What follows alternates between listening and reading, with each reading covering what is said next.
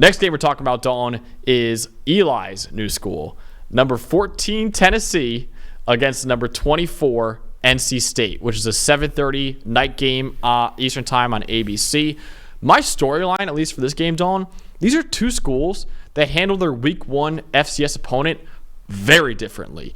Tennessee took care of business. They had a 69-3 win over Chattanooga. Nico Iamaleava really lived up to the 5-star hype he had coming out of high school a couple years ago. His first ever regular season start, had a 91.2 passing grade that tied for 8th among FBS quarterbacks in Week 1. The Wolfpack struggled against Western Carolina, and they really weren't able to go on cruise control like Tennessee was in their game. In fact, NC State was losing to Western Carolina heading into the fourth quarter before pulling away for a 38-21 victory. So both schools start off their seasons with a game against an FCS opponent, but Tennessee handled business. NC State really came down on the wire. Yeah, and we talked about the ACC in our review show about just how top to bottom there was really a lot of struggle all over the place, right? There's only a few teams that have really impressed us so far, including Miami and Georgia Tech. And NC State trailing to a team like that who isn't really considered one of the FCS powerhouses, it was a little bit concerning to watch. Obviously, their stars made up for it. Kevin Concepcion is a monster. If you don't know this guy yet, true sophomore wide receiver. He was also their leading rusher last year on top of being their leading receiver. This guy's a guy we're going to talk about in the 2026 draft. I think a story for me in this game too, Max, is you've got two teams who have real opportunities in front of them. I know the way we've been talking about the ACC lately, all of a sudden it's like, man, are they going to be the conference to only get one playoff bid? And if you're NC State and you're trying to stay in an at-large conversation, this is a game you need to win. As far as Tennessee goes, we look at 3 big games on their schedule. This game, the Alabama game, and the Georgia game, and go, if they win 2 out of 3, they're a lock. Yeah, they're a lock. It starts with this one. This is a big matchup for both. Again, playoff implications. Maybe not quite as big as Texas, Michigan at the end of the day, but I think both teams, if they have playoff aspirations more so than just trying to win their conference, because we didn't pick either of these teams to win their respective conference, this is a game that each have to win, and they have a lot to prove. They have a lot to prove, absolutely. That's a good point. This is a massive game for playoff implications as well.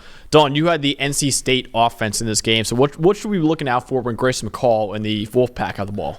One thing NC State did to right last week was their pass protection. Grayson McCall was up on his feet all night. He had all day to throw last week, and there was some throws where the accuracy wasn't totally great. The ball placement needed some work. He's adjusting to a new offense and timing and things like that. But their pass protection was spectacular. And I have to look at their tackles, right? Anthony Belton, who's an NFL prospect, Jacarius Peak at right tackle, came in last year in the second half, became a starter in the second half of last year. Now he's entrenched in that spot. Those two guys combined for an 87.4 pass pro grade last week.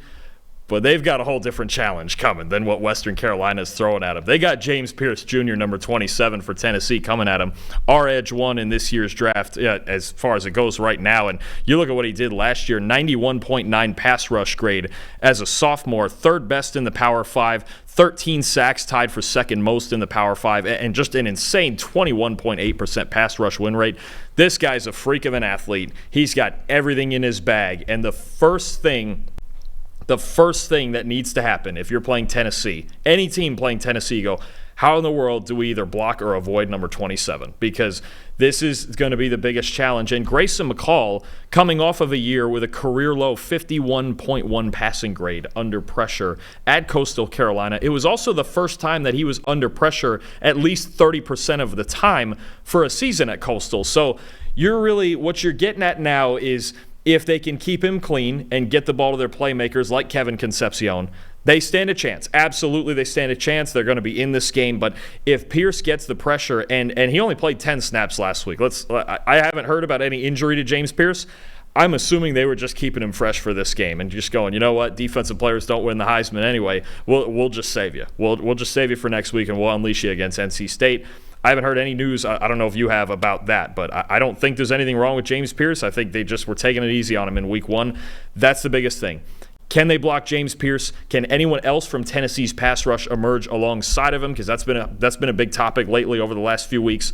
I think that's where the game is going to be decided, is if they can protect McCall, give him the time in the pocket to make the throws, and make the throws in an offense that's still very, very new to him. Yeah, I don't see anything about Jace Pierce Jr. injury-wise, so I think that really was probably just him. Just taking it easy on him, yeah. I guess. Yeah. Makes sense. So I'm excited for that, man. I think Jace Pierce Jr. against Anthony Bellin could be a really, really fun matchup, NFL draft-wise, absolutely. My matchup I'm looking for is Nico Iamaleava versus the NC State secondary. He has been nothing short of spectacular in his first 2 career starts.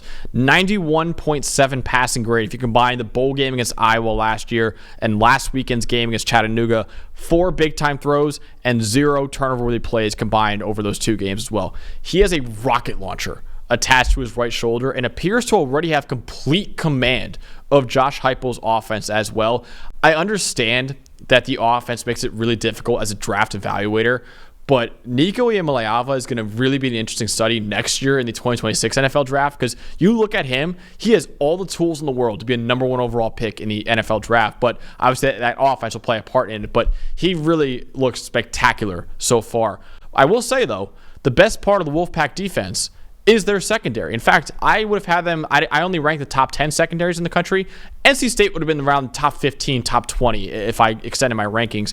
Aiden White is the star of that secondary, the cornerback. He's the 6th most valuable returning Power 5 corner since 2022, according to our wins above average metric. They also added some really talented DBs in the portal, like Auburn safety Donovan Kaufman, Ohio State slot corner Jahad Carter. And Jahad Carter missed last week against Western Carolina, but he is set to make his Wolfpack debut after an injury. So that's what Dave Doran said, at least. So Jahad Carter will be playing this week. I will say, though, senior safety Devin Boykin, who's a good player, he will not be playing in this game. Dave Doran said that Boykin will be out until at least October because he suffered a torn ACL during, I think, bowl practices in December of last year. So he's going to be out for at least another month or so. So he won't be playing in this game. But I still am really excited for this NC State secondary against this explosive Tennessee passing attack led by what looks like an absolute superstar quarterback in Nico Iamaleava. Absolutely. I'll tell you what, if Josh Heupel could build a quarterback in a lab piece by piece to run that offense at hyper speed and as vertical as they get and allowing him to run, it would look like Nico Iamaleava. It's just, he is the perfect quarterback for this offense, and he's got the rifle for an arm, the 6'6" frame. Again, three rushing touchdowns against Iowa in the bowl game last season. We didn't even really see him run that much this week. I mean, he was just teeing off as a passer.